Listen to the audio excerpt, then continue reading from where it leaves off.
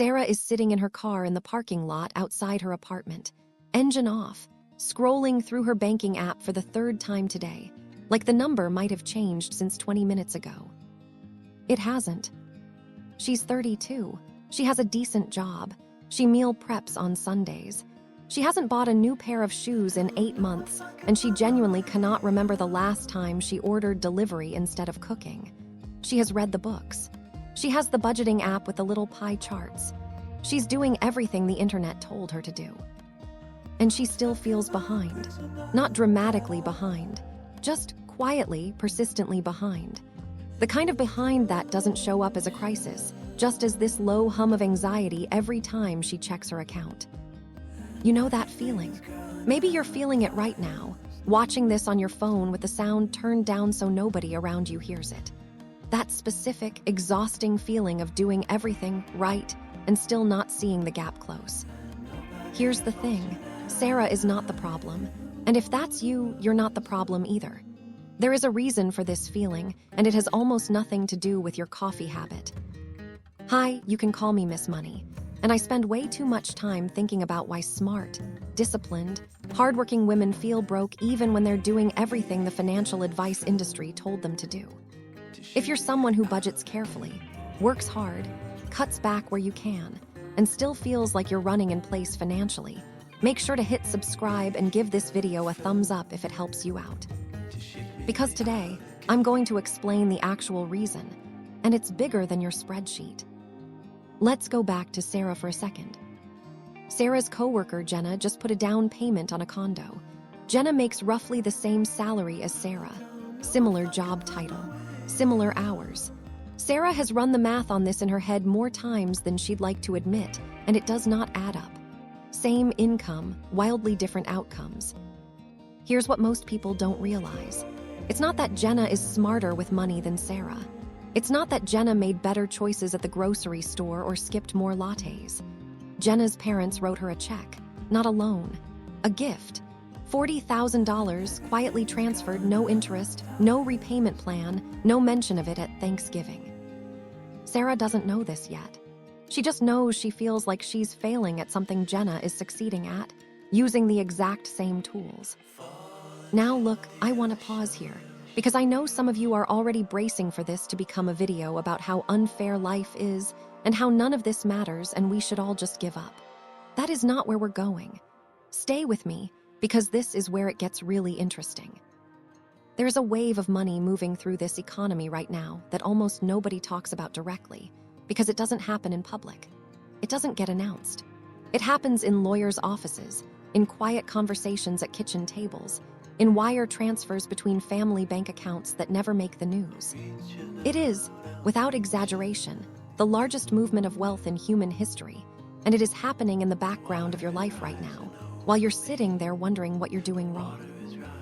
Financial researchers call it the Great Wealth Transfer. It's the money moving from an older generation, parents, grandparents, down to their children and grandchildren, as that older generation ages, retires, and eventually passes away.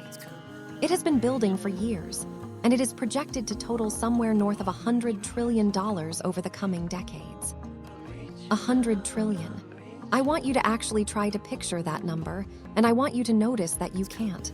Nobody can. It's not a number the human brain was built to hold. So let's shrink it down to something you can actually feel. Picture a massive river of money flowing quietly through the entire country. Most of us are standing on the riverbank, watching it go by. We can see it. We know it's there. We just don't have a boat. But some people aren't standing on the bank. Some people were born directly into that river.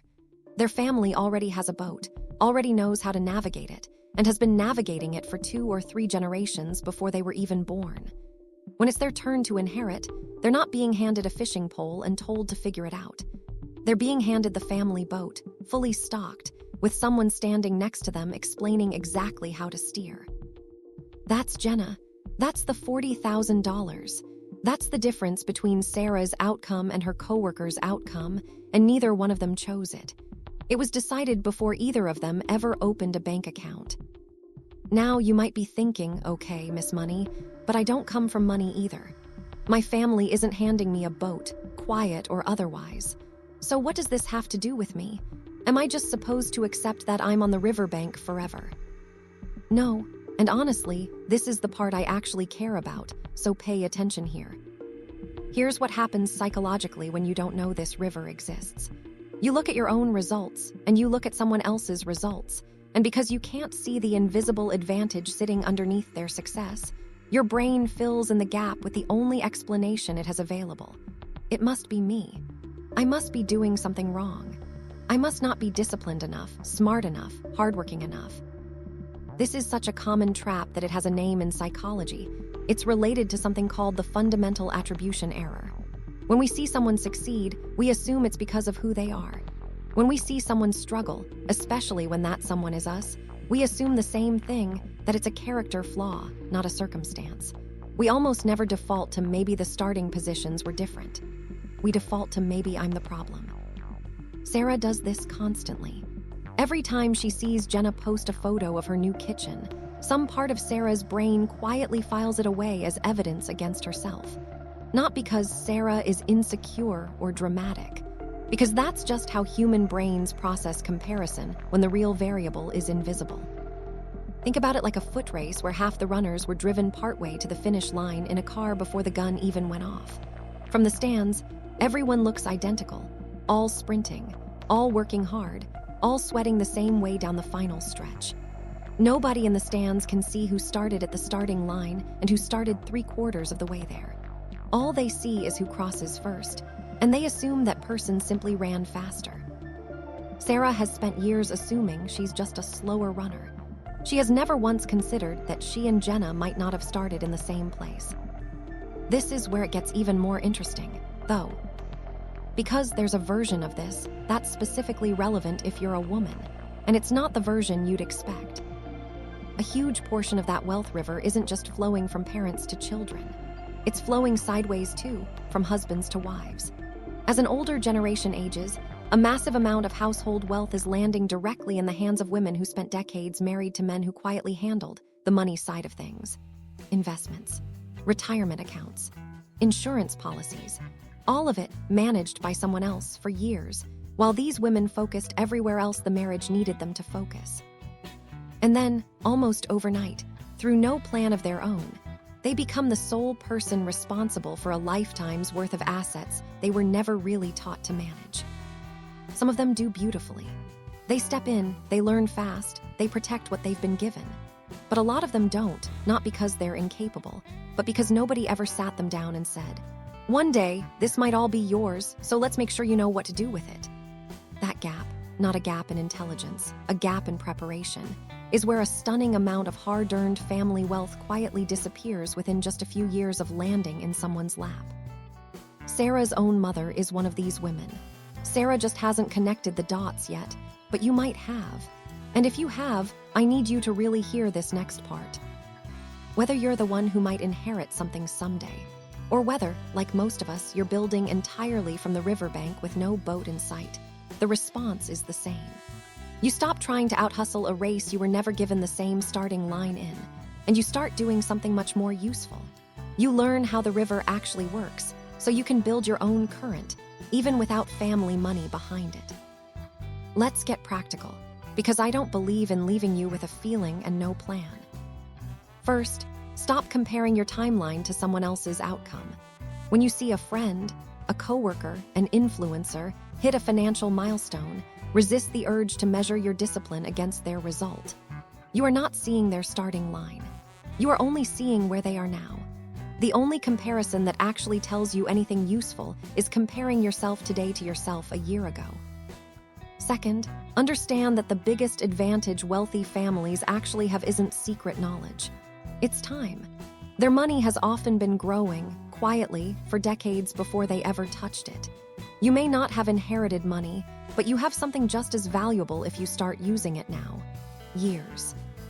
The earlier you start putting even small, boring, unglamorous amounts of money into long-term investments, the more that time works exactly the same way for you as it does for someone born into family wealth.